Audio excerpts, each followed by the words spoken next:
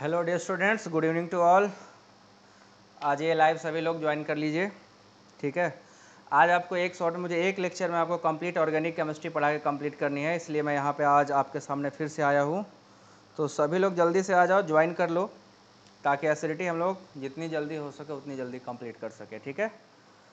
तो फटाफट ज्वाइन करिए।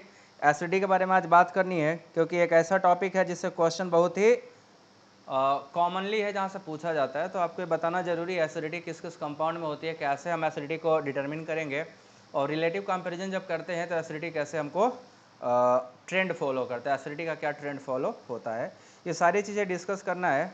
तो जल्दी जल्दी सभी लोग ज्वाइन कर लो, मैं इंतज़ार कर रहा हूँ, 2-4 मिनट सब लोग आ जाइए। तो एसिडिटी जैसे चलो डिस्कस करते हैं पहले कि एसिडिटी नाम होता है ना एसिडिक कंपाउंड। कोई भी चीज़ एसिडिक होता है उसका मीनिंग क्या होता है, कोई भी चीज़ एसिडिक है इसका सिंपल सा मीनिंग ये है कि हम लोग बोलते हैं एसिडिटी के कॉन्सेप्ट है ना। तो एसिडिटी के कॉन्सेप्ट क्या है, 3 कॉन्सेप्ट ने पढ़ा होगा एसिड के, कि अगर कोई कंपाउंड एसिड है तो एसिड होने के लिए 3 कॉन्सेप्ट दिए गए थे कि एसिड जो कंपाउंड होते हैं।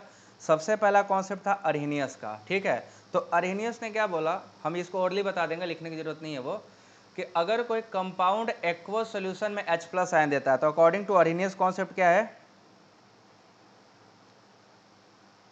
अरहिनियस के कॉन्सेप्ट के अकॉर्डिंग हम जानते हैं कि एसिडिक कंपाउंड वो होते हैं जो एक्वस सॉल्यूशन में क्या करता है, H+ आयन देता है। एक्वस सॉल्यूशन में क्या देता हो, H+ आयन देता है, उसको हम लोग क्या बोलते हैं, एसिड बोलते हैं। ये किसका था, अरहिनियस का कॉन्सेप्ट था। दूसरा आपने पढ़ा है ब्रॉन्स्टेड लोरी का कॉन्सेप्ट, है ना, ब्रॉन्स्टेड और लोरी का कॉन्सेप्ट। तो ब्रॉन्स्टेड लोरी कॉन्सेप्ट क्या बोलता है कि वो सभी कंपाउंड जो H+ आयन देते हो, ठीक है, H+ आयन देते हो इन एक्वस सोल्यूशन, क्या, या तो कोई नॉर्मल सोल्यूशन, एक्वस सोल्यूशन और गैसियस सोल्यूशन, गैसेस नहीं बोलते, एक्वस और किसी भी मीडियम में H+ आयन देता हो बस, ठीक है। ब्रॉन्स्टेड लोरी कॉन्सेप्ट क्या है, अगर कोई भी कंपोनेंट जो H+ आयन देता है वो एसिड, और जो H+ आयन लेता है वो क्या होता है, बेस होता है। और तीसरा आपका है लेविस का कॉन्सेप्ट। तो लेविस कॉन्सेप्ट क्या बोलता है एसिड बेस के बारे में, कि अगर कोई कंपाउंड एसिड है तो एसिड होने का मेन प्रॉपर्टी ये होता है कि उसे लोन पेयर एक्सेप्टर होना चाहिए, ठीक है। एसिड होने के लिए क्या होना चाहिए, लोन पेयर एक्सेप्टर होना चाहिए, लोन पेयर एक्सेप्टर। तो जो लोन पेयर एक्सेप्टर होते हैं उनको हम क्या बोलते हैं, एसिड बोलते हैं। तो ये एसिड होने के ये 3 कंडीशंस हैं, जो 3 थियरीज हैं। फर्स्ट थियरी अरहिनियस साहब ने दिया था, दूसरा थियरी ब्रॉन्स्टेड एंड लोरी ने दिया था, और तीसरा जो कॉन्सेप्ट है that is given by Lewis, ठीक है। आवाज नहीं आ रही है,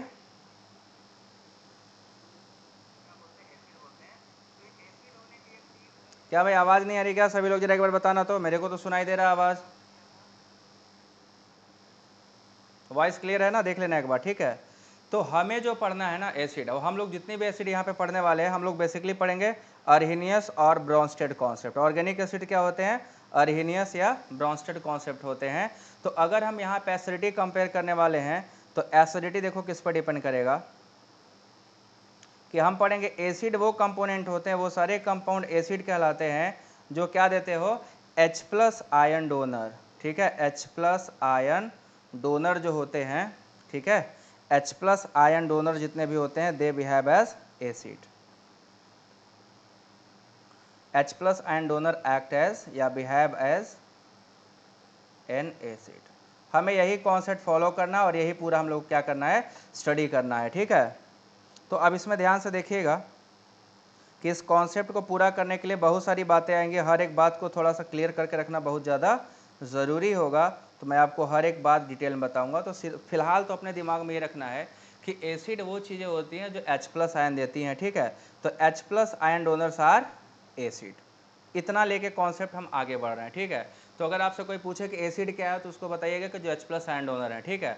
बट अगर वो कॉन्सेप्ट पूछता है किसके कॉन्सेप्ट से, तो फिर आप तीनों का नाम याद रखना कि लेविस का कॉन्सेप्ट लोन पेयर से है, अरहिनियस और ब्रॉन्स्टेड का कॉन्सेप्ट H+ आयन डोनर से है, ठीक है। तो जो H+ आयन डोनर होते हैं उनकी बात करते हैं। तो चलो अब नेक्स्ट स्लाइड पे चलते हैं, हम लोग करेंगे relative comparison of relative strength of acids, ठीक है। तो रिलेटिव स्ट्रेंथ ऑफ एसिड पढ़ेंगे हम लोग, रिलेटिव स्ट्रेंथ ऑफ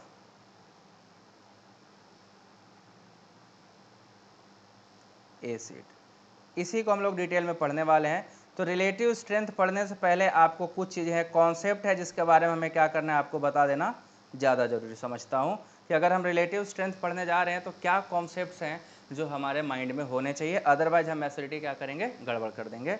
तो अगर कोई भी कंपोनेंट मान लो एसिड है, सपोज कर लो हमने एक लिया कंपाउंड ROH, ठीक है, ROH, ठीक है। तो अगर ये ROH है बेटा तो ये क्या होगा, टूटेगा और क्या देगा, H+ आयन। तो जब ये टूटेगा H+ आयन देगा तो बनेगा RO- प्लस क्या बनेगा, H+ आयन, ठीक है। ये जाएगा फॉर्म होने। अब इसमें देखो, अगर हम बोल रहे हैं कि हमारा पहला कंपाउंड एसिड है, ठीक है, ये पहला कंपाउंड क्या है, एसिड है, तो इसका ये जो पार्ट बना, this part is called conjugate base. Her acid का आयनान क्या कहलाता है, कंजुगेट बेस कहलाता है, ठीक है। और ये आपका क्या मिल गया यहाँ पे, H+ आयन कॉन्सेंट्रेशन, ठीक है। H+ आयन यही तो चाहिए ना, तो जो H+ देगा वही एसिड होगा। तो हमने क्या देखा कि यहाँ पे इक्विलिब्रियम एग्जिस्ट करता है जिसमें RO- प्लस H+, हमने ROH को है कि एक सैंपल कंपाउंड लिया है, सिंपल सा कंपाउंड है जिसके बारे में डिटेल स्टडी हम लोग अभी करेंगे। अब हमें कंपेयर करना है एसिडिटी हाई है कि एसिडिटी लो है। कैसे हम बताएंगे कि दिए गए कंपाउंड की एसिडिटी हाई होगी या दिए गए कंपाउंड की एसिडिटी लो होगी। बहुत सारे इंपॉर्टेंट कॉन्सेप्ट आपको बताने वाला हूं जिसमें आपका एनिलेशन इफेक्ट, ऑर्थो इफेक्ट और इंट्रामोलिकुलर हाइड्रोजन बॉन्डिंग, ये कई सारे फैक्टर हैं जो एसिडिटी को अफेक्ट करेंगे, आप सब देखेंगे यहाँ पे।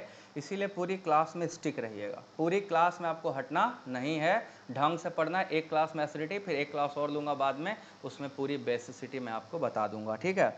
तो देखो, कोई कंपाउंड एसिडिक है तो उसकी एसिडिक स्ट्रेंथ जो होगी वो किस पे डिपेंड करेगी, ठीक है। एसिडिटी किस पे डिपेंड करेगी, तो एसिडिटी कितना ज़्यादा एसिडिक है, उसका स्ट्रेंथ कितना हाई है, वो डिपेंड करा कितना ज़्यादा ये H+ आयन कॉन्सेंट्रेशन प्रोड्यूस करता है। अगर कोई कंपाउंड H+ आयन कॉन्सेंट्रेशन ज़्यादा प्रोड्यूस करता है तो उसकी एसिडिटी क्या होगी, ज़्यादा होगी। अगर वो H+ आयन कॉन्सेंट्रेशन कम प्रोड्यूस करता है तो उसकी एसिडिटी क्या होगी, कम होगी। ये कॉन्सेप्ट है। इसका मतलब कि अपनी जो एसिडिटी है वो directly proportional to concentration of H+ ion होगा। दूसरा, आप सब जानते हो, अगर हम इसका इक्विलिब्रियम कांस्टेंट बनाए तो जो Ka है, this Ka is called acid dissociation constant. तो जरा ध्यान से देखिएगा, अगर हम Ka बराबर देखें तो concentration of product RO- into concentration of reactant, यही ना होगा।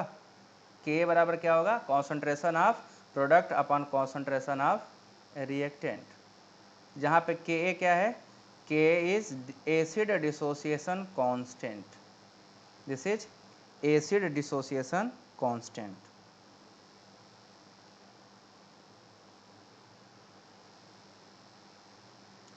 एसिड डिसोसिएशन कांस्टेंट बोला जाता है इसको, ठीक है। ये एसिड डिसोसिएशन कांस्टेंट है। अगर इसमें Ka और H+ के बारे में रिलेशन देखें तो Ka directly proportional to concentration of क्या है, H+ आयन का डायरेक्टली है ना। तो इसका मतलब ये हो गया कि जो एसिडिटी है, ठीक है, acidity this is also directly proportional to Ka। Acid dissociation constant का क्या होगा, डायरेक्टली प्रोपोर्शनल होगा। क्यों होगा, क्योंकि आप देखो ना यहाँ पे KH+ का क्या होगा, डायरेक्टली हो गया ना। मतलब ये हुआ कि अगर कोई एसिड का डिसोसिएशन ज़्यादा होगा, वो ज़्यादा टूट के कैटायन आयन बनाएगा, तो H+ आयन का जो अमाउंट है वो भी क्या होगा, इंक्रीज करेगा। तो अगर H+ आयन का अमाउंट इंक्रीज कर रहा है, इसका सीधा सा मतलब क्या हुआ कि एसिडिटी बढ़ रही है। तो क्या वो Ka के डायरेक्टली प्रोपोर्शनल होगा, Ka का अमाउंट हाई है मतलब आयनाइजेशन का रेट हाई है, आयनाइजेशन का रेट हाई है मतलब कि H+ आयन का कॉन्सेंट्रेशन हाई है, मतलब कि एसिडिटी हाई है। क्लियर है ये बात। तो अगला पॉइंट क्या होगा, Ka। और एक रिलेशन और हम जानते हैं Pk और Ka के बारे में। Pk क्या होता है, इनवर्सली प्रोपोर्शनल टू Ka। तो जो चौथा एसिडिटी है वो किस पर, तीसरा, वो एसिडिटी क्या होता है, डिपेंड करता है inversely with respect to Pka, है ना। ये तीन चीज़ें हैं जो आपके सामने आ रही हैं। अब इन देखो ना, इन तीनों चीज़ों में एक चीज़ बड़ा कॉमन है जो हमें पता है, ये तीनों प्रैक्टिकल डेटा हैं। अगर हमके प्रैक्टिकली या थ्योरेटिकली हमको डेटा दिया जाए या हम एक्सपेरिमेंटली ये डेटा कैलकुलेट कर लें, तब तो हम कंपेयर कर पाएंगे कि एसिडिटी हाई है कि लो है। अब डिसोसिएशन कांस्टेंट दिया रहे तब ना कंपेयर करेंगे, दिया नहीं होगा तो क्या हम पन्ने पे तोड़ तोड़ के निकालेंगे, पॉसिबल नहीं। H+ आयन कॉन्सेंट्रेशन अगर नहीं लिखा होगा, मेंशन नहीं होगा, तो क्या आप कंपेयर कर लोगे, 4 एसिड दे दिया किसका एसिडिटी ज़्यादा है, नहीं कर पाओगे। तो ये सब क्या है कि डेटा बेस्ड है, अगर इनके डेटा अवेलेबल नहीं है तो हमें एसिडिटी कंपेयर करने में क्या होगा, दिक्कत होगा, हम नहीं कर पाएंगे। ठीक है, तो सवाल आता है फिर कंपेयर कैसे करें, है ना, कैसे कंपेयर करें। तो चौथा जो इंपॉर्टेंट फैक्टर है वो फैक्टर है, देखिएगा, that factor is acidity directly proportional to, अगर हम देखो बच्चों, अगर हम इस कंजुगेट बेस को स्टेबलाइज कर दें, है ना, जो RO माइनस है उसको अगर हम स्टेबिलिटी को बढ़ा दें तो ये रिएक्शन क्या होगा, फॉरवर्ड की तरफ मूव करेगा। और अगर ये रिएक्शन फॉरवर्ड की तरफ मूव करा तो अमाउंट ऑफ H+N क्या होगा, ज़्यादा बनेगा, क्योंकि अगर RO माइनस स्टेबलाइज हुआ तो रिएक्शन हमेशा उधर मूव करना चाहता है जिधर स्टेबिलिटी क्या हो रही है, ज़्यादा हो रही है। तो रिएक्शन फॉरवर्ड कराने के लिए हमें क्या करना पड़ेगा, स्टेबिलिटी ऑफ कंजुगेट बेस बढ़ाना पड़ेगा, है ना, स्टेबिलिटी ऑफ कंजुगेट बेस को क्या करना पड़ेगा, इंक्रीज करना पड़ेगा। और अगर स्टेबिलिटी ऑफ कंजुगेट बेस बढ़ गया, है ना, stability of conjugate base increase कर गया बेटा, तो एक चीज़ समझ में आती है हमको कि जितना ज़्यादा स्टेबिलिटी ऑफ कंजुगेट बेस होगा रिएक्शन उतना फॉरवर्ड डायरेक्शन में मूव करेगा, और रिएक्शन जितना ज़्यादा फॉरवर्ड डायरेक्शन में मूव करेगा H+ आयन का कॉन्सेंट्रेशन उतना ही ज़्यादा रेस करेगा और एसिडिटी उतनी ज़्यादा क्या होगी, बढ़ती चली जाएगी। अब यहाँ से देखो, ऊपर दिए गए 3 फैक्टर हम कंपेयर कर सकते हैं, बट ऊपर के फैक्टर के बिना हम नीचे कंपेरिजन नहीं कर सकते। अगर कंजुगेट बेस स्टेबल ज़्यादा हुआ तो रिएक्शन आएगा फॉरवर्ड, फॉरवर्ड आया तो H+N का कॉन्सेंट्रेशन बढ़ेगा, डिसोसिएशन कांस्टेंट का रेट बढ़ेगा, पीके का वैल्यू क्या होगा, डिक्रीज करेगा। तो हमारे समझ में एक बात समझ में आ गई, क्लियर, कंजुगेट बेस की स्टेबिलिटी हम कंपेयर कर सकते हैं, क्योंकि R जो लगा हुआ है ये R ग्रुप, इट में बी इलेक्ट्रॉन डोनेटिंग और इलेक्ट्रॉन विड्रॉइंग, इसके बेसिस पर हम क्या करेंगे, रिलेटिव कंपैरिजन कर लेंगे। तो हम जो कंपेयर करेंगे उसके लिए हमारे पास जो पॉइंट्स हैं, दिस पॉइंट, 4th पॉइंट से आप पूरी कंपैरिजन क्या कर सकते हो, कंप्लीट कर सकते हो। यहाँ तक समझ में आया आपको, ये किसी भी एसिड के लिए यही अप्लीकेबल होगा, सेम कॉन्सेप्ट आप क्या करोगे, अप्लाई करोगे।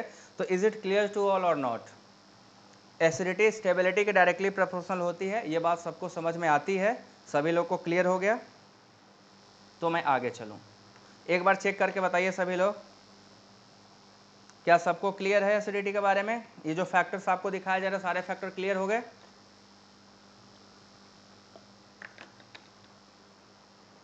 अब देखना आगे, नेक्स्ट स्लाइड में बेटा जो कंजुगेट बेस है उसका नेचर देखो जरा, ठीक है, नेचर ऑफ कंजुगेट बेस,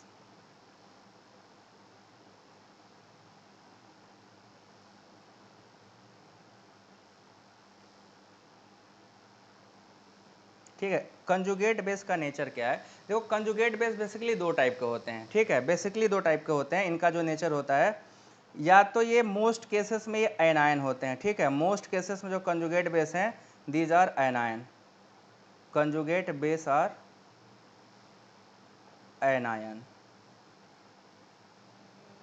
ठीक है, but in some cases they may be cation, ठीक है, कंजुगेट बेस में ऑल्सो भी कैटायन, अभी आपको दिखाऊंगा।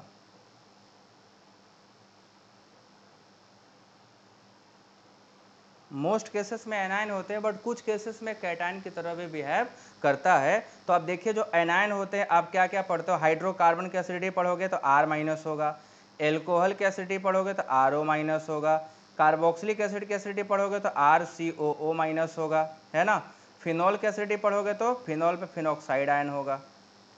ये कंजुगेट बेस ऐसे बनेंगे। और कैटायन वाले जो होते हैं बेसिकली क्या होता है, इनमें हम अमीन को प्रोटोनेट करते हैं, ठीक है। तो जैसे देखो ना, इसकी एसिडिटी हम पढ़ते हैं, इसमें एसिडिटी होती है, ठीक है, इस कंपाउंड में क्या होता है, एसिडिटी होता है, ये कैटायनिक पार्ट है, यहाँ पे देखोगे स्ट्रांगली एसिडिक है, this component is strongly acidic. इसके अलावा ऐसे ही आपका कंपाउंड है ये इंडोल, इंडोल में प्रोटोनेशन करा दो, this also behave as an acid, ये तुरंत ही H+ लॉस करके एरोमेटिसिटी गेन करना चाहता है, इसलिए ये भी क्या करता है, बिहेव एसिड की तरह बिहेव करता है, दे हैव एसिडिक प्रॉपर्टी, ठीक है ना। तो कुछ कैटायनिक पार्ट है but most of the cases में क्या होते हैं, एनायनिक पार्ट होते हैं। तो हमने देखा कि हमारा कंजुगेट बेस कैटायन हो सकता है और कंजुगेट बेस क्या हो सकता है, एनायन, ठीक।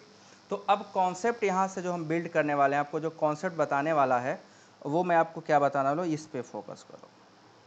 सबसे इंपॉर्टेंट बात जो बता रहा हूँ, अगर हमारा कंजुगेट बेस एनायन हुआ, अगर हमारा कंजुगेट बेस एनायन हुआ, तो देखिएगा यहाँ से सबसे मोस्ट इम्पोर्टेंट कॉन्सेप्ट डेवलप होने वाला है, ठीक है ना। सबसे इम्पोर्टेंट कॉन्सेप्ट डेवलप होने वाला है। तो अगर हमारा कंजुगेट बेस एनायन हुआ, इसका मतलब ध्यान से देखना, दो पॉसिबिलिटी हो सकती है कि R बराबर क्या हो जाए, RO माइनस, ठीक है। तो इसमें तीन बातें साफ साफ समझ में आती है। ये इलेक्ट्रॉन रिच है, इलेक्ट्रॉन क्या हो गया, रिच हो गया। एनायन है, आयनानिक नेचर है इसका, ठीक है। इलेक्ट्रॉन रिच, इलेक्ट्रॉन ज़्यादा हो गया। और तीसरा इंपॉर्टेंट बात क्या हो गया, ये जितने भी चार्ज स्पीसीज होते हैं, चाहे वो कैटायन हो चाहे एनायन हो, चार्ज मतलब निगेटिव चार्ज हो चाहे पॉजिटिव चार्ज हो, निगेटिव चार्ज हो चाहे पॉजिटिव चार्ज हो, अनस्टेबल होते हैं, आर अनस्टेबल। तो सवाल ये है कि ये तीनों चीज़ क्या कर रही है, इस सिस्टम को डिस्टेबलाइज करती है, ठीक है। बट ये RO माइनस सब में क्या होगा बेटा, कॉमन होगा। जो बदल सकते हैं वो हमारे पास क्या है, R। तो अगर कंजुगेट बेस इलेक्ट्रॉन रिच है तो उसकी इलेक्ट्रॉन डेंसिटी कम करोगे तो स्टेबिलिटी क्या होगी, बढ़ेगी। और अगर उसकी इलेक्ट्रॉन डेंसिटी घटाओगे तो स्टेबिलिटी बढ़ रही है, तो अगर इलेक्ट्रॉन डेंसिटी बढ़ाओगे तो स्टेबिलिटी क्या होगी, घट जाएगी। तो जहां भी आपको एनायन दिखाई दे, नेगेटिव चार्ज दिखाई दे, उस केस में आपको क्या करना है, इलेक्ट्रॉन डेंसिटी को लोअर करना है। इलेक्ट्रॉन डेंसिटी अगर लोअर हुआ तो स्टेबिलिटी मूव करेगा अपवर्ड, और अगर स्टेबिलिटी अपवर्ड मूव करता है, इसका सिंपल सा मीनिंग ये हुआ कि now it is going to produce more H+ ion, क्योंकि रिएक्शन कहाँ जाएगा, फॉरवर्ड डायरेक्शन में जाएगा। तो नेक्स्ट स्लाइड में आपको दिखा रहा हूँ कि R का नेचर बदलने से कैसे एसिडिटी बदल जाता है। तो अगर हमारा ये आपका कंजुगेट बेस RO माइनस था, इसको एक डब्बे में पैक कर लेते हैं, ठीक है। RO माइनस था, और अब R का दो नेचर हो सकता है, ठीक है। This R may be an electron donating group, EDG। EDG stand for electron donating group, ठीक है। अगर इलेक्ट्रॉन डोनेटिंग ग्रुप हुआ तो पहले से एनायन है, इलेक्ट्रॉन रिच है, आप और इलेक्ट्रॉन दे रहे हो, तो इलेक्ट्रॉन डेंसिटी क्या होगी, बढ़ेगी कि नहीं बढ़ेगी, इलेक्ट्रॉन डेंसिटी क्या हो जाएगा बेटा, इंक्रीज करेगा। और अगर इलेक्ट्रॉन डेंसिटी इंक्रीज करा तो स्टेबिलिटी क्या होगा, डिक्रीज करेगा। स्टेबिलिटी क्या होगा, डाउन जाएगा। और अगर स्टेबिलिटी डाउन गया तो एसिडिटी भी पक्का क्या हो जाएगी, डाउन हो जाएगी। Acidity also decrease. इसका मतलब क्या हुआ, H+ आयन का कॉन्सेंट्रेशन डाउन होगा, Ka की वैल्यू डाउन होगी, Pka की वैल्यू अप होगी, है ना। ये तीन कॉन्सेप्ट आपके सामने आ गए कि नहीं। अगर हम सिर्फ स्टेबिलिटी पढ़ लेते तो तीनों कॉन्सेप्ट क्या हो गया, हमारे आंखों के सामने नाचने लगता, हम उसको तुरंत देख के कंपेयर कर लेते। सिर्फ क्या, जब EDG हो गया, जब R बराबर क्या हो गया, कोई इलेक्ट्रॉन डोनेटिंग ग्रुप हो जाता है, ठीक है। यही उल्टा कर दे, अगर हम R बराबर कोई इलेक्ट्रॉन विथड्रॉइंग ग्रुप लगा लें, EWG stand for electron withdrawing group, ये इलेक्ट्रॉन को निकाल के बाहर करते हैं। तो अगर किसी एनायन पर से कोई एनायनिक स्पीसीज हो, उस पे से इलेक्ट्रॉन डेंसिटी आप बाहर कर दोगे तो इलेक्ट्रॉन डेंसिटी घटेगी, क्या होगी, इलेक्ट्रॉन डेंसिटी डिक्रीज करेगी। इलेक्ट्रॉन डेंसिटी डिक्रीज करेगा तो स्टेबिलिटी इंक्रीज करेगा, स्टेबिलिटी क्या होगा, इंक्रीज करेगा। स्टेबिलिटी इंक्रीज करा तो एसिडिटी भी क्या होगा बेटा, इंक्रीज होगा। बात समझ में आया। इसके बाद क्या क्या चीज़ें चेंज हो जाएंगी, H+ आयन का कॉन्सेंट्रेशन क्या होगा, इंक्रीज कर जाएगा, है ना। Ka की वैल्यू क्या होगी, इंक्रीज कर जाएगी। Pk की वैल्यू क्या होगी, डिक्रीज कर जाएगी। ये बात समझ में आया सबको, ये कॉन्सेप्ट सबको समझ में आया। पूरे एसिड जितने भी कंपाउंड में आप एसिड पढ़ोगे हर एसिड की कहानी यही है, और ये पूरी कहानी बहुत ही ज़्यादा इम्पोर्टेंट है। क्या ये कहानी सबको समझ में आई? Is this clear to all? ये आर के नेचर से हमको सब कुछ पता चल सकता है, बस आर का नेचर हमें पता चल जाए। तो हम जब रिलेटिव कंपेयर करने वाले हैं तो आपको देखना यही है कि जो एनायन बन रहा है उसकी स्टेबिलिटी क्या है। सिमिलरली जो कैटायन का था, कैटायन के बाद जो स्पीसीज बनेगा वो न्यूट्रल बनेगा H+ निकालने के बाद, उसकी स्टेबिलिटी देखोगे तो आपको पता चलेगा एसिडिटी। पहले मैं इसको कंपेयर करना चाहता हूँ। Is this clear to all और नॉट? सबको समझ में आ गया? कमेंट करो भाई, पता कैसे चलेगा कि जिंदा हो आप लोग, ज्वाइन करे हुए हो।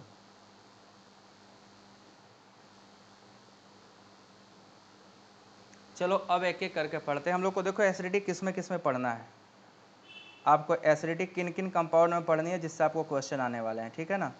सबसे पहले आपको पढ़ना है हाइड्रोकार्बन्स में, हाइड्रोकार्बन में। दूसरा एल्कोहल में। तीसरा आपको पढ़ना है जो acidity, that is in phenol. चौथा आपको पढ़ना है कार्बोक्सिलिक एसिड में, कार्बोक्सिलिक एसिड में। पांचवा आपको पढ़ना है कार्बोनिल कंपाउंड की एसिडिटी, कार्बोनिल कंपाउंड्स की एसिडिटी। और छठवा पढ़ना है सल्फोनिल, सल्फोनिक एसिड को,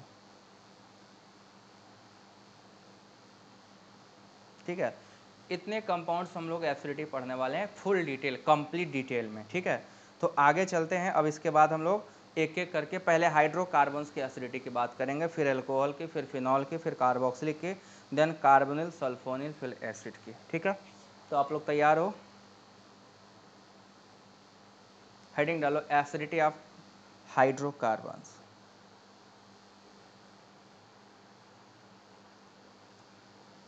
एसिडिटी ऑफ हाइड्रोकार्बन्स।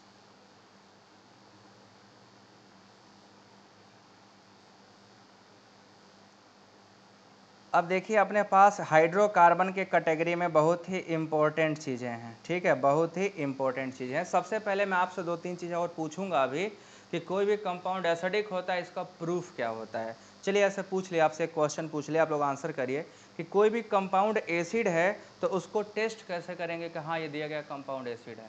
क्या कोई टेस्ट है जिससे कंफर्म कर सकते हो दिया गया कंपाउंड एसिड है? बताइए।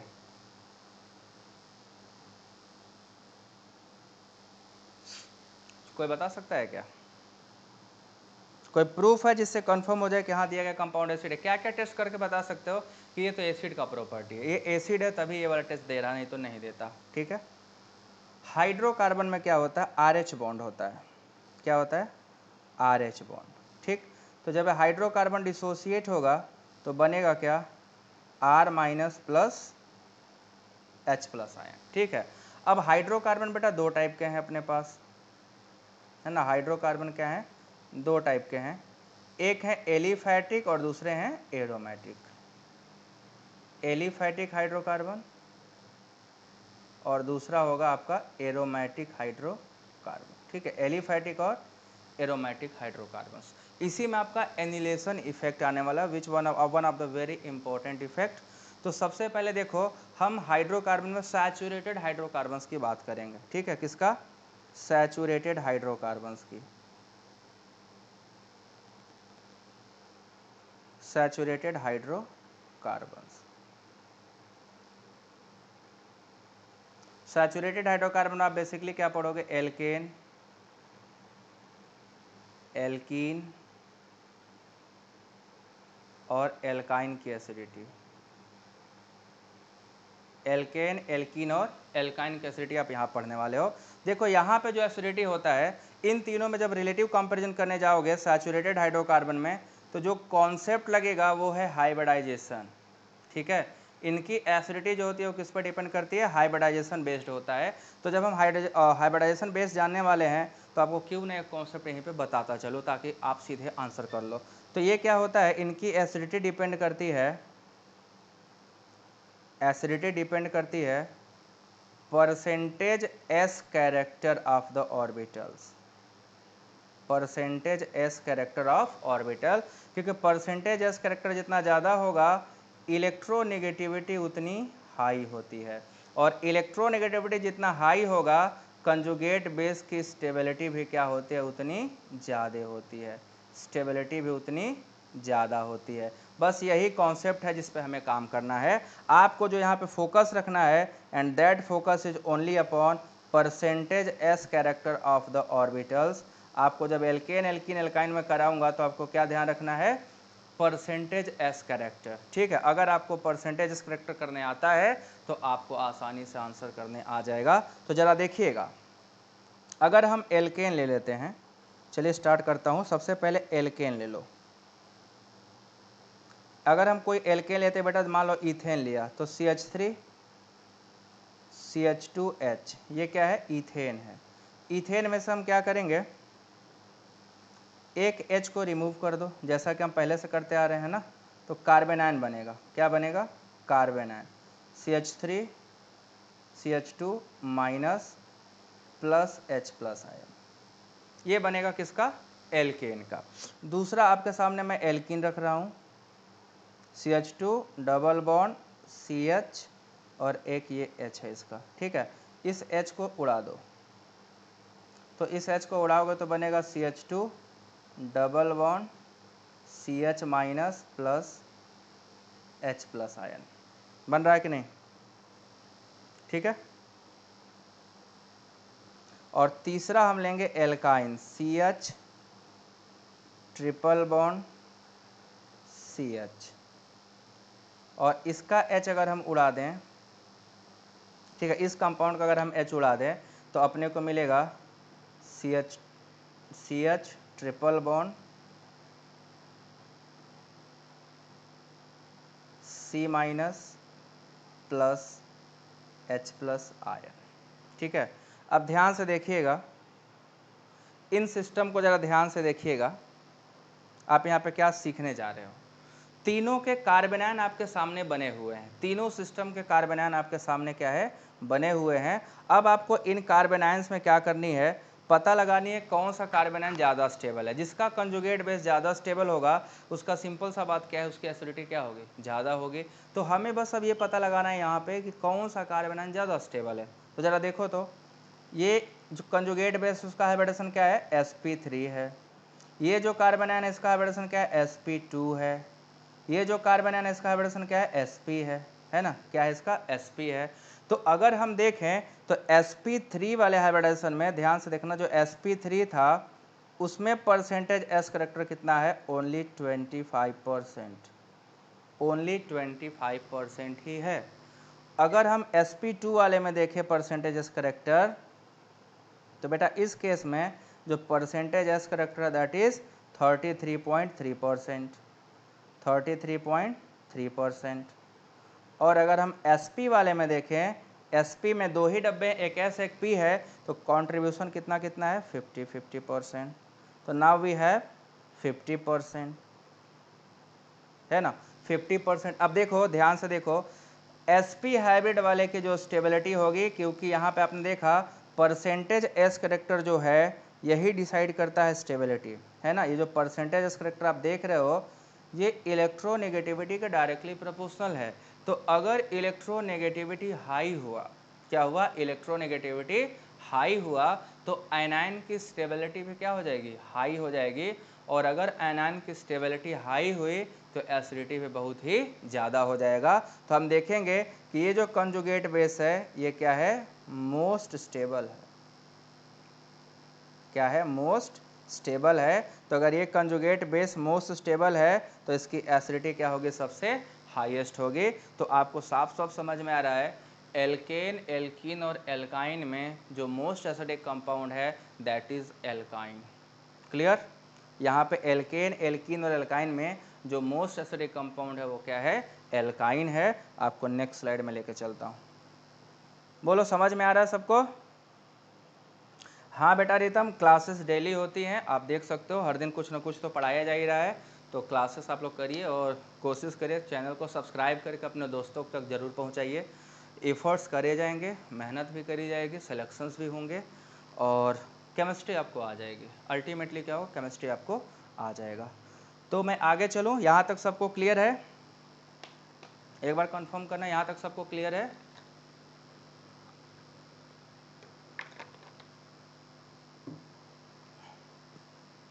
आगे चल सकते हैं ना?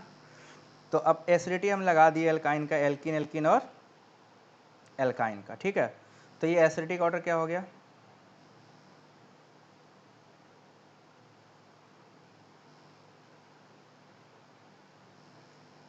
हाइड्रोकार्बन में एसिडिक ऑर्डर क्या हो गया? एल्काइंस आर मोस्ट एसिडिक, ठीक है। एल्काइंस आर मोस्ट एसिडिक,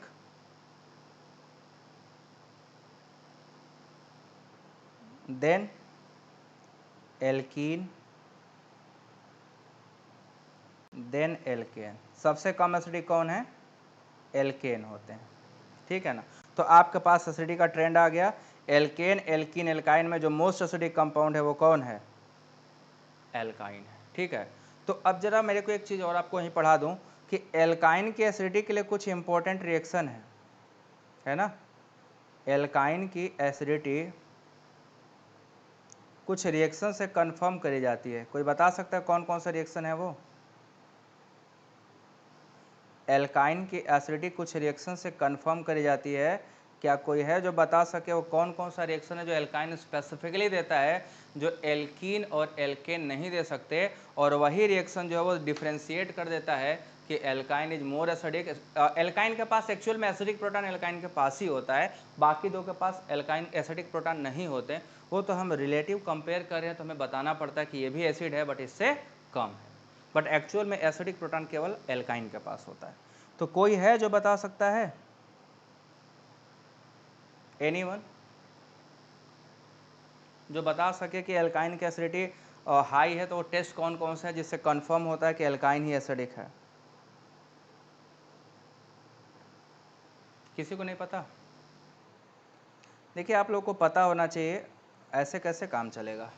बताइए, ऐसे कैसे काम चलेगा? चल जाएगा काम? नहीं चलेगा भाई, ऐसे काम नहीं चलेगा। आपको थोड़ा सा और मेहनत करना पड़ेगा, इतने से काम नहीं चलने वाला। लापरवाहियत नहीं। तो देखो जरा, मैं आपको बताता हूँ क्या क्या है, ठीक है। वो कौन कौन से कंडीशन है जहाँ पे एसिडिटी हाई होती है। सबसे पहला है टॉलेंस रिएजेंट। नाम सुना होगा सबने टॉलेंस रिएजेंट का। टॉलेंस टेस्ट का नाम सुना है? किसी ने टॉलेंस टेस्ट का नाम सुना है? टॉलेंस टेस्ट का नाम किसी ने सुना है? बस एक सेकंड, थोड़ा हीटिंग हो रहा है लैपटॉप, इसलिए कुछ लगाना पड़ेगा, ठीक है। Now it's okay. तो कोई बता सकता है इसमें से जिसको आता हो? टॉलेंस टेस्ट, ठीक है ना। ये टॉलेंस टेस्ट देता है भाई, है ना। टॉलेंस टेस्ट में क्या डालते हैं हम लोग? Ammoniacal silver nitrate, ammoniacal silver AgNO3, ठीक है। ये जब डालोगे तो एल्काइन का कैरेक्टरिस्टिक है कि एल्काइन का कैरेक्टरिस्टिक ये है कि जब कोई टर्मिनल एल्काइन होगा, सिर्फ टर्मिनल एल्काइन के लिए टेस्ट है जिसमें एसिडिक हाइड्रोजन होता है, ये अमोनिकल सिल्वर नाइट्रेट से रिएक्शन करके वाइट पीपीटी बनाता है, ठीक है। अमोनिकल का मतलब होता है अमोनियम हाइड्रोक्साइड में क्या बना लेता है? RC∼C-, सिल्वर का सॉल्ट बनाता है जिसका कलर क्या होता है? वाइट, और इसी वजह से पहचान में आ जाता है, दिस इज वाइट कलर, ठीक है। ये कैसा होता है? White colour. तो अगर कहीं पे टर्मिनल एल्काइन हो और सेंट्रल एल्काइन हो तो डिफ्रेंशिएट करने के लिए कहा, जैसे 2 ब्यूटाइन और 1 ब्यूटाइन में अगर डिफ्रेंशिएट करना हो तो आप सिल्वर नाइट्रेट टेस्ट से डिफ्रेंशिएट कर सकते हैं। सिल्वर नाइट्रेट क्या करता है कि जैसे इसमें हम ऐड करते हैं वाइट प्रेसिपिटेट दे देगा, बट जिसमें एसिडिक प्रोटॉन नहीं है वो वाइट प्रेसिपिटेट नहीं देगा। तो डिफ्रेंशिएट करने के काम आता है। पहला हो गया। दूसरा टेस्ट है ammoniacal cuprous chloride, ammoniacal Cu2Cl2 test, ठीक है। इसको क्यूप्रस क्लोराइड बोलते हैं। देखो क्या करते हैं इसमें ना, क्यूप्रस क्लोराइड में हम यूज़ करते हैं यहाँ पे terminal alkyne RC triple bond CH। देखो CH बॉन्ड होना चाहिए तभी ये टेस्ट होगा, वही तो एसिडिक प्रोटॉन है। अगर CH बॉन्ड नहीं है एल्काइन का तो फिर एसिडिक टेस्ट नहीं मिलने वाला। इसका रिएक्शन कराते हैं हम लोग Cu2Cl2 in the presence of ammonium hydroxide. In the presence of ammonium hydroxide जो सॉल्ट बनता है वो बनता है ब्रिक रेड, ईंटे की तरह क्या होता है वो रेड कलर का होता है, ठीक है, Cu2Cl2। तो यहाँ पे आपको क्या मिलेगा कि क्यूप्रस क्लोराइड टेस्ट में ये ब्रिक रेड कलर मिलता है। कैसा प्रेसिपिटेट? ब्रिक रेड कलर का। और जैसे ब्रिक रेड प्रेसिपिटेट आपको मिलेगा ये कंफर्म हो जाएगा कि दिया गया कंपाउंड में एसिडिक हाइड्रोजन अवेलेबल था और यही प्रोटॉन क्या है, एसिडिक होता है। इसमें ये प्रोटॉन क्या होता है, एसिडिक होता है। तो ये दो कैरेक्टरिस्टिक टेस्ट हैं टर्मिनल एल्काइन के, जिसको देखते हुए फिजिकल चेंज अपीयर होंगे, कलर ऑब्जर्व होंगे, आपको कलर दिखाई देंगे और आप तुरंत पहचान में आ जाएगा कि दिया गया कंपाउंड क्या था, एसिड था। तो this is the all about alkene, alkyne and alkanes के बारे में। हम यहाँ पे एसिडिटी कंपेयर कर सकते हैं। अब हम लोग आएंगे साइक्लो एल्केन के बारे में, ठीक है। साइक्लो एल्केन की एसिडिटी के बारे में आपसे बात करने वाला हूँ। तो आइए जरा देखते हैं कि साइक्लो एल्केन में एसिडिटी कैसे वेरी करती है, ठीक है। यहाँ तक सबको समझ में आया?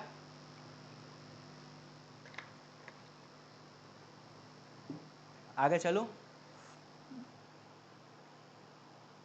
देखो अब एसिडिटी इन साइक्लो एल्केन्स।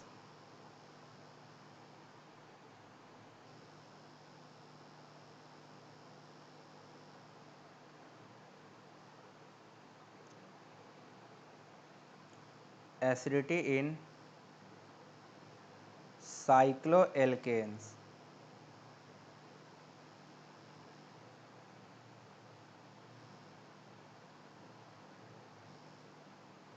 अब साइक्लो एल्केन में एसिडिटी कैसे कंपेयर करी जाएगी, क्या फैक्टर्स होंगे जिससे हम एसिडिटी कंपेयर कर लेंगे साइक्लो एल्केन की? तो चलिए हम आपको बताने वाला बहुत इंटरेस्टिंग चीज़ कैसे कैसे होता है। आप देखो जब एसिडिटी की बात करते हो तो साइक्लो एल्केन में ध्यान से देखना, साइक्लोप्रोपेन, अभी आपसे सवाल पूछने वाला हूँ, साइक्लोप्रोपेन, साइक्लोब्यूटेन, साइक्लोपेंटेन और साइक्लोहेक्सेन होता है, ठीक है। इसमें से अगर आपसे पूछा जाए कि किसका प्रोटॉन मोस्ट एसिडिक है, which proton is most acidic and why, explain भी करो। ये सर्किल जो आपके 4 हाइड्रोजन दिखाई दे रहे हैं 4 सिस्टम के, इनमें से कौन सा हाइड्रोजन मोस्ट एसिडिक है, जरा कंपेयर करके बताइए। आपको बताना है कौन सा मोस्ट एसिडिक है, तो कौन सा मोस्ट एसिडिक है, कोई बता सकता है? कोई बताए कौन सा मोस्ट एसिडिक है? देखो बहुत ही इंपॉर्टेंट चीज़ है ये, ठीक है, बहुत ही ज़्यादा इंपॉर्टेंट चीज़ है। तो इसमें जो एसिडिटी का ट्रेंड है ना, एसिडिटी का ट्रेंड है वो क्या है, आपको यही बताना है। तो एसिडिटी का जो ट्रेंड है मैं बताने वाला हूँ, पहले आप बताइए एसिडिटी का क्या ट्रेंड होगा, कौन सा मोस्ट एसिडिक होगा, कौन सा लीस्ट एसिडिक होगा, कोई बता रहा है? ये एसिडिक का ट्रेंड है, एसिडिटी का। रीजन आप बताओ, छाप तो कोई भी लेगा ना, रीजन आप बताओ, एनीवन? देखिए यहाँ पे रीजन क्या है एसिडिटी का, जो सबसे ज़्यादा समझना है आपको। इसमें दो कॉन्सेप्ट हैं, दोनों कॉन्सेप्ट आपको बहुत ही माइन्यूट तरीके से समझना पड़ेगा और बहुत ही ध्यान से सुनना पड़ेगा कि ऐसे कॉन्सेप्ट भी होते हैं जो काम करते हैं, ठीक है। देखो इसमें अगर हम देखें साइक्लोएल्केन में तो ईच कार्बन आर sp2 है, sp3 हाइब्रिड है ना,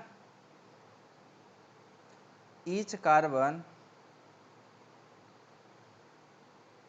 आर sp3 हाइब्रिड है ना, क्या होता है, sp3 हाइब्रिड। तो अगर सारे कार्बन sp3 हाइब्रिड हैं तो इसका मतलब हो गया कि सभी बॉन्ड एंगल कितना होना चाहिए, 109 डिग्री 28 मिनट का होना चाहिए ना, 109 डिग्री 28 मिनट का होना चाहिए।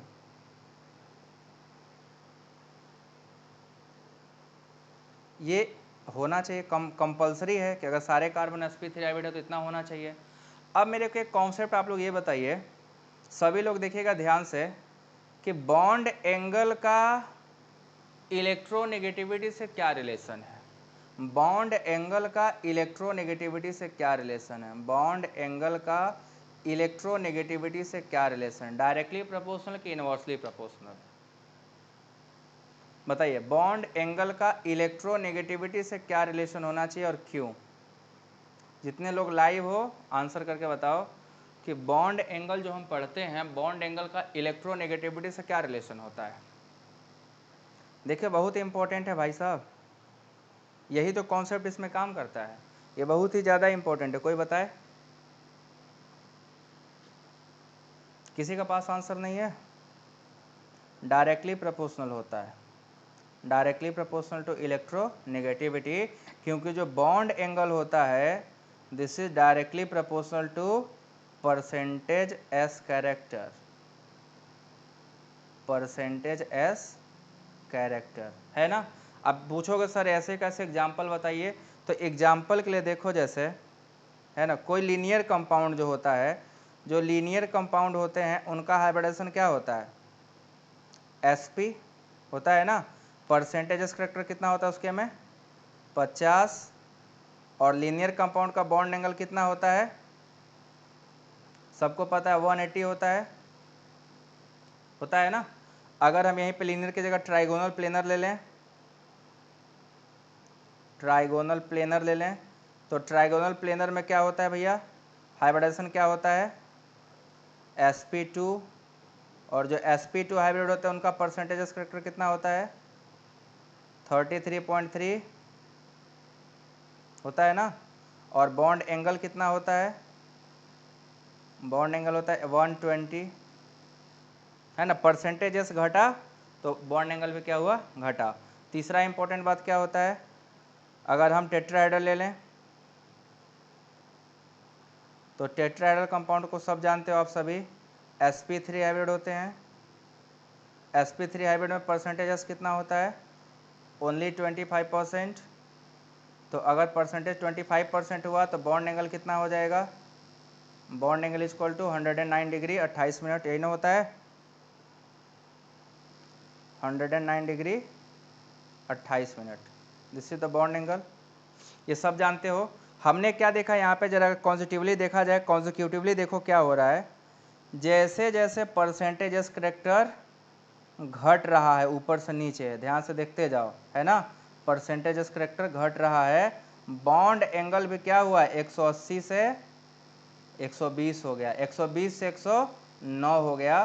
तो बॉन्ड एंगल घटेगा तो परसेंटेज एस करेक्टर भी घटेगा, परसेंटेज एस करेक्टर घटेगा तो सीधी सी बात है आपका क्या होगा? इलेक्ट्रोनेगेटिविटी भी घटेगा।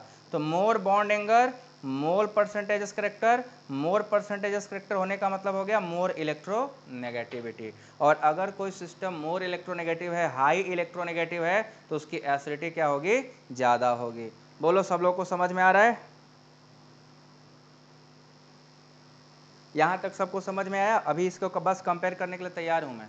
बॉन्ड एंगल आपको समझ में आ गया सबको?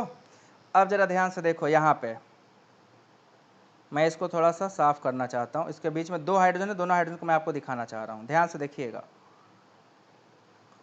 अगर हम साइक्लोप्रोपेन की बात करते हैं, ठीक है, ये साइक्लोप्रोपेन सिस्टम है ना।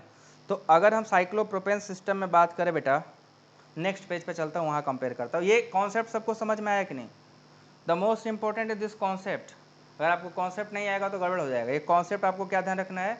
बॉन्ड एंगल बढ़ेगा तो एसिडिटी बढ़ेगा, क्योंकि बॉन्ड एंगल बढ़ेगा परसेंटेज एस कैरेक्टर बढ़ेगा, परसेंटेज एस कैरेक्टर बढ़ेगा तो आपका क्या होगा? स्टेबिलिटी बढ़ेगी, क्योंकि इलेक्ट्रोनेगेटिविटी बढ़ता है। और सब में बनना है एनायन ही। अगर सबके एच को लॉस करोगे तो बनेगा क्या? एनायन ही। और अगर एनायन बना तो स्टेबिलिटी ऑटोमेटिकली क्या होगा? इलेक्ट्रोनेगेटिविटी के डायरेक्टली प्रोपोर्शनल हो जाता है। Is it clear to all? Next slide. अब आपको मैं इसी में दिखाना चाहता हूँ, साइक्लोप्रोपेन में, ठीक है। देखो, साइक्लोप्रोपेन सिस्टम जब हम बनाते हैं तो एक चीज़ हमारे ध्यान में क्या होता है कि साइक्लोप्रोपेन सिस्टम का ये कार्बन होता है sp3 हाइब्रिड। कैसा होता है? This carbon is sp3 hybrid. तो according to sp3 hybrid all bond angle should be all bond angle should be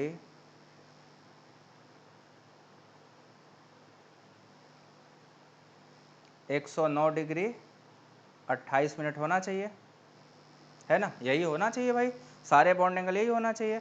but हम सबको पता है कि साइक्लोप्रोपेन क्या होता है, हाईली स्ट्रेन्ड सिस्टम है। स्ट्रेन होने की वजह से ये दो बॉन्ड का एंगल कितना होता है, केवल 60 डिग्री होता है। होगा कि नहीं होगा, 60 डिग्री होगा।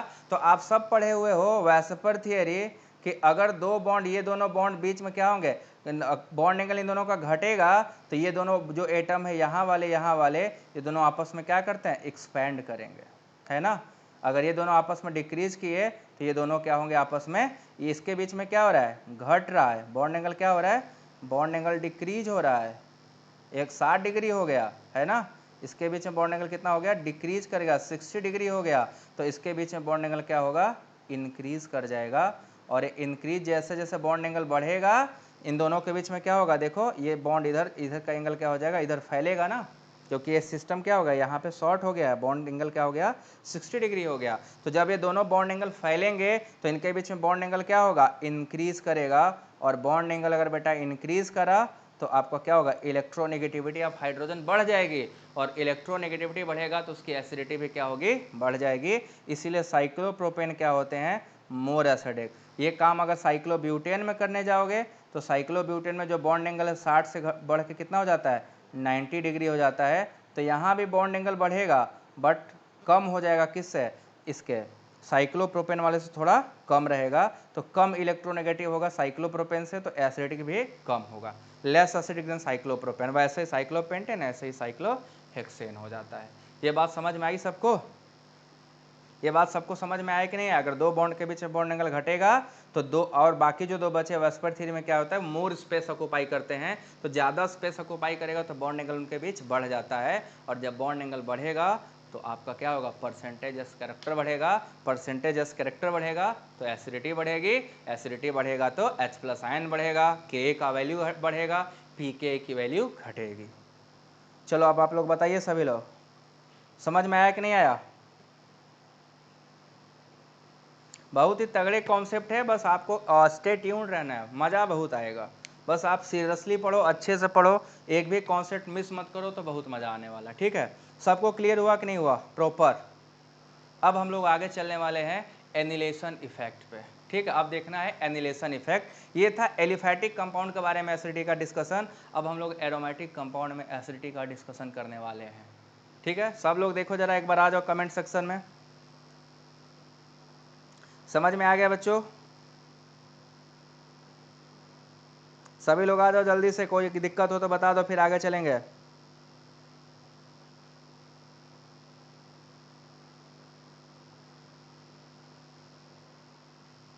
Anyone have any problem. ठीक है, तो चलो आगे बताता हूँ मैं। ठीक है, एरोमेटिक कंपाउंड्स की बात करते हैं। अब एसिडिटी इन एरोमेटिक हाइड्रोकार्बन्स।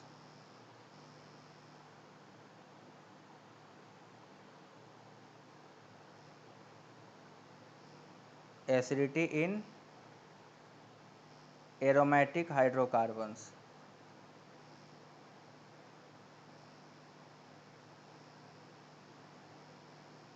Aromatic hydrocarbons.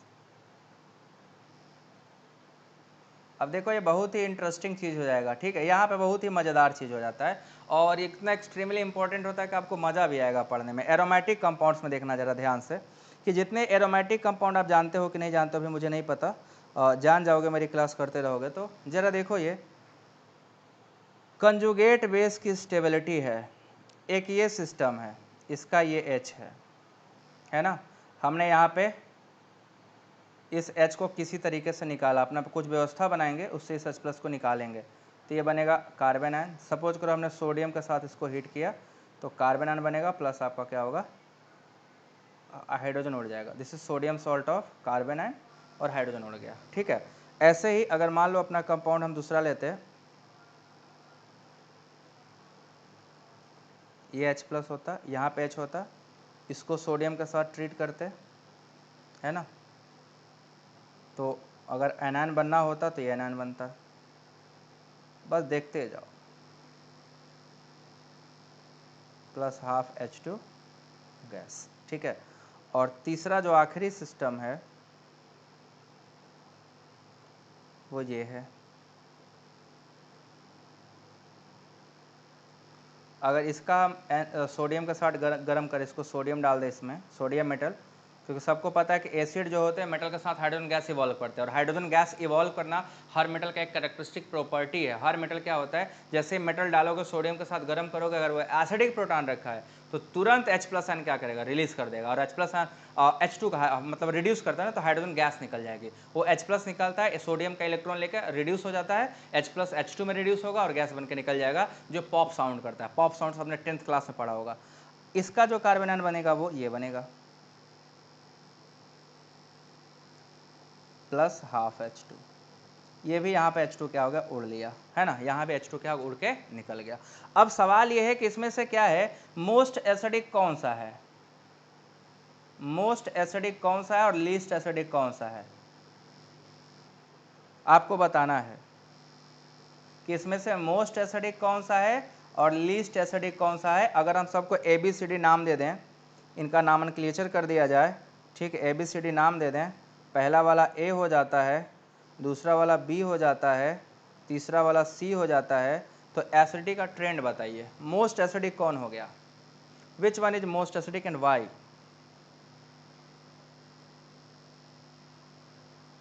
कोई है जो बता सकता है, मोस्ट एसिडिक कौन हुआ, जिसका कंजुगेट बेस मोस्ट स्टेबल होगा। इसमें से मोस्ट एसिडिक आपका C है, मोस्ट एसिडिक कंपाउंड कौन सा है, C है, because you found that this anion is aromatic, this anion is aromatic, और एरोमेटिसिटी एक स्पेशल प्रॉपर्टी है जो हर कंपाउंड चाहता है गेन कर लेना, क्योंकि एरोमेटिसिटी आते ही उस सिस्टम की स्टेबिलिटी बहुत ही ज़्यादा जंप कर जाती है, बहुत ही ज़्यादा टॉप लेवल पे चली जाती है। तो यहाँ पे आपको क्या मिला कि this compound is aromatic, that is why this is most stable, और जो मोस्ट स्टेबल होगा वो मोस्ट एसिडिक भी होगा, है ना, मोस्ट स्टेबल जो होगा वो मोस्ट एसिडिक भी होगा। ये क्या हो गया, मोस्ट स्टेबल, तो जो मोस्ट स्टेबल होते हैं वो मोस्ट एसिडिक भी होते हैं। Is it clear to all, है ना। इसमें देखोगे तो ये रेजोनेंस स्टेबलाइज है, ये सिंपल क्या है, रेजोनेंस स्टेबलाइज है, तो स्टेबल ये भी है बट उतना नहीं जितना एरोमेटिक है, ठीक है, रेजोनेंस स्टेबलाइज। और ये क्या है, डीस्टेबलाइज है, ये क्या है, डीस्टेबलाइज है। तो जो डीस्टेबलाइज्ड होते हैं, ठीक है, जो डीस्टेबलाइज होते हैं वो लीस्ट एसिडिक होते हैं, जो मोस्ट स्टेबलाइज होते हैं वो मोस्ट एसिडिक होते हैं। तो ये आपका क्या होगा, मोस्ट एसिडिक कंपाउंड कौन सा होगा, C हो गया, because of aromaticity formed in this system, aromaticity इस सिस्टम में आ जाने की वजह से। तो आप देखोगे कि साइक्लोपेंटाडाइन जितने भी हैं, दे show strong acidic property, even they undergo बोल सकते हो negative charge formation with sodium. ये सब तो रिएक्शन देगा ही नहीं सोडियम के साथ, ये रिएक्शन नहीं होता है, वो सिर्फ आपको कंपेयर करने के लिए बताया था। बट सोडियम के साथ गर्म करने पे आपको ये वाला रिएक्शन मिलेगा, क्योंकि इसके पास एसिडिक हाइड्रोजन था, ठीक है। तो बहुत ही इंटरेस्टिंग कॉन्सेप्ट है, बहुत ही ज़्यादा इंपॉर्टेंट कॉन्सेप्ट है, और आप सबको ये कॉन्सेप्ट आना चाहिए। अब मैं आपको एनिलेशन इफेक्ट बताने जा रहा हूँ, ठीक है, एनिलेशन इफेक्ट बताने जा रहा हूँ। बट एनिलेशन इफेक्ट में क्या होता है, थोड़ा सा एक दिक्कत आता है, पहले उसको एग्जाम्पल कर लेते हैं, फिर उसको समझेंगे एनिलेशन इफेक्ट कैसे काम किया, ठीक है। देखो,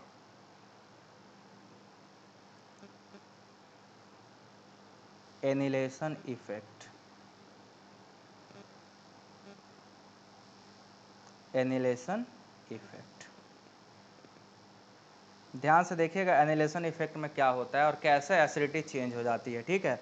आपको मैं 4 कंपाउंड लिख रहा हूँ, सामने 3 कंपाउंड, इन तीनों कंपाउंड के एसिडिटी का ट्रेंड बताइएगा, जो भी आपके समझ में आता हो कि ये ज़्यादा एसिडिक, ये कम एसिडिक, वो आप बताइएगा। अभी आपने पढ़ा ऐसे सिस्टम एसिडिक होते हैं, है ना, ऐसे सिस्टम क्या होते हैं, एसिडिक होते हैं।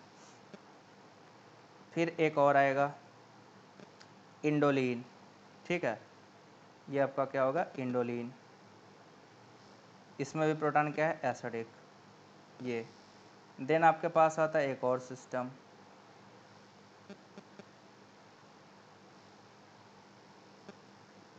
दिस वन, इसमें भी एक एसिडिक H है।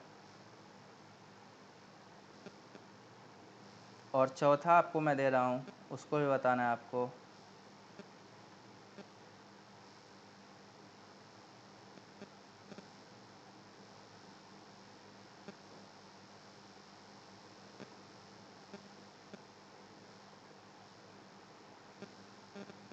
इन चारों सिस्टम में सबके पास एक एक हाइड्रोजन है ना।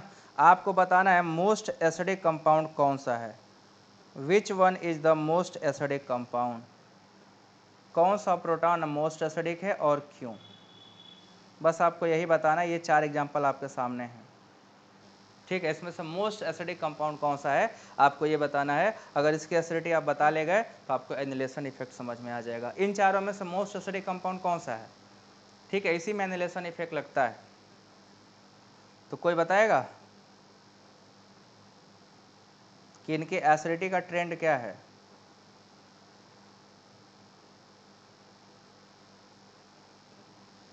बताइए, कोई जल्दी से कमेंट करो। क्या होगा अगर हम ए बी सी डी इसको मार्किंग कर दे, A B C D E F, तो आप बताइए ना। चलो मान लो पहले वालों को ए मान लिया, this is compound A, this is compound B, ये कंपाउंड सी है, ये कंपाउंड डी है। तो A B C D 4 compound आपके सामने हैं, इनमें एसिडिटी का ऑर्डर क्या होगा, which one is most acidic. Acidity का डिक्रीजिंग ऑर्डर लगाओ, पहले आप लोग लगाइए, फिर मैं बताऊंगा ना, रीजन भी बताऊंगा। कोई कमेंट ही नहीं कर रहा है, ऐसा लग रहा है बस चलने दीजिए, सब मैं पढ़ा दूंगा। कोई है जो बताने वाला, वीर बहादुर है, आयरन मैन, आयरन लेडी, कोई है। सबसे ज़्यादा एसिडिक ए है, फिर डी है, देन बी है और फिर सी है। This is the trend, acidic trend यही है इसका, है ना। This is the acidic trend.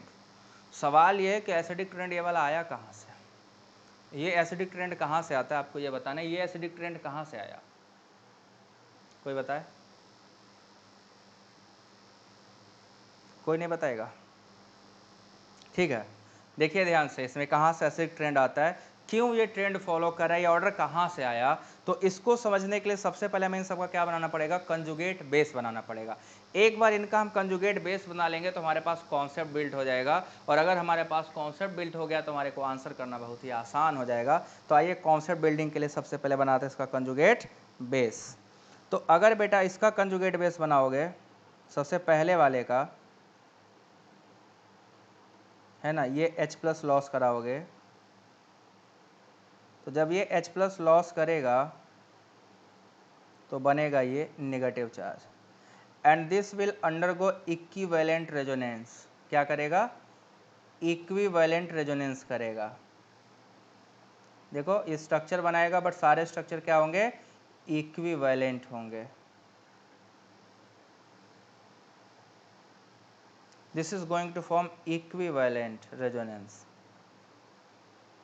और जो इक्विवेलेंट रेजोनेंस होते हैं, these are very high stable, these are very high stable, equivalent resonance, ठीक है ना। इसमें क्या हो रहा है, इक्विवेलेंट रेजोनेंस बन जा रहा है। और यही काम अगर आप इसमें देखो, जो सेकेंड सिस्टम था दूसरा वाला, तो इसमें इक्विवेलेंट बनेगा क्या, कैटायन तो बेटा ये बन जाएगा, है ना। अब अगर ये रेजोनेंस कराओगे, इसका रेजोनेंस होगा, ठीक है, इसका अगर रेजोनेंस होगा, एनायन में पहले ही बना दे रहा हूँ, तो ये जब रेजोनेंस करेगा, इसका ऑर्डर देखना, एक बहुत ही बड़ी दिक्कत आती है जिसको हम इग्नोर कर ही नहीं सकते। ये यहाँ पे अटैक कर देगा, तो जब ये यहाँ पे अटैक करेगा तो आपको क्या दिखाई देगा कि this is going to form anion here, double bond double bond double bond double bond. ये जो बेंजीन रिंग था, ये पहले क्या होता है, एरोमेटिक होता है। क्या होता है, एरोमेटिक होता है। बट अब ये बेंजीन रिंग क्या हो चुका है, नॉन एरोमेटिक। क्या हो गया, नॉन एरोमेटिक, ठीक है। क्या हो गया, नॉन एरोमेटिक हो गया ड्यू टू कंजुगेशन। अभी ये और करेगा, है ना, अभी ये और कंजुगेशन करेगा, ये डबल बॉन्ड इधर से इधर आएगा। तो जैसे जैसे कंजुगेशन करता जाएगा, इसकी वजह से ये बेचारा पूरा जो बेंजीन एरोमेटिक हुआ करता था कभी, अब उसकी एरोमेटिसिटी क्या हो चुकी है, पूरी तरीके से बर्बाद हो चुकी है। एरोमेटिक अब नहीं रहा, नॉन एरोमेटिक हो जाएगा। ये पूरा सिस्टम क्या हो जाएगा, नॉन एरोमेटिक। तो अगर कोई सिस्टम पूरा का पूरा नॉन एरोमेटिक हो जाता है, then the biggest problem arising is कि एक more stable aromatic system is going to convert into a non aromatic system which is very difficult for handle any particular system, कि हम भाई मोर स्टेबल से less stable में क्यों जाएं, उसको ये बर्दाश्त नहीं होता है। और बर्दाश्त नहीं होगा इसीलिए रिंग का क्या होता है, डिस्टेबिलिटी स्टार्ट हो जाती है। And this change in aromatic to non aromatic benzene system in a large ring, annulene बोलते हैं ना, लार्ज रिंग को क्या बोलते हैं, एनुलिन्स कहे जाते हैं, इज कॉल्ड एनिलेशन इफेक्ट। यहाँ पे क्या हो रहा है, this effect is called annihilation effect. This effect is called annihilation effect. अब ध्यान से देखो ना, अगर हम ये वाला लिए होते तो इसमें दोनों साइड से बेंजीन क्या होता, डिस्टर्ब हो रहा होता। अगर हम ये वाला सिस्टम लेके चलें तो इस सिस्टम में तो दोनों साइड से बेंजीन बर्बाद होगा। पहले वाले में कोई बेंजीन नहीं था, दूसरे वाले में एक बेंजीन एनिलेशन करके बर्बाद हो रहा है, एरोमेटिसिटी लॉस कर रहा है। इसको करने जाओगे तो both aromatic ring will disturb, both aromatic ring will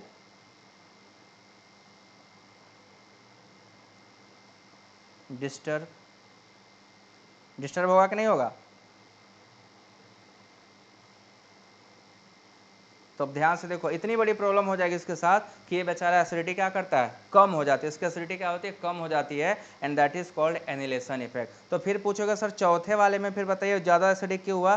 तो चौथे में देखो, जो यहाँ से लेके यहाँ तक सिस्टम है, ये वाला यहाँ से यहाँ तक, ये आपका एक बेंजाइलिक सिस्टम हो जाएगा। सपोज करो ऐसे हो जाएगा तो यहाँ पे एरोमेटिसिटी डिस्टर्ब नहीं होगी, यहाँ पे इसका क्या बनेगा, एनायन जो बनेगा वो रेजोनेंस स्टेबलाइज करेगा, सिंपल सा बेंजाइलिक कार्बोनाइन हो जाएगा, जो कि नॉर्मल एनिलेशन इफेक्ट से क्या होता है, ज़्यादा स्टेबल होता है।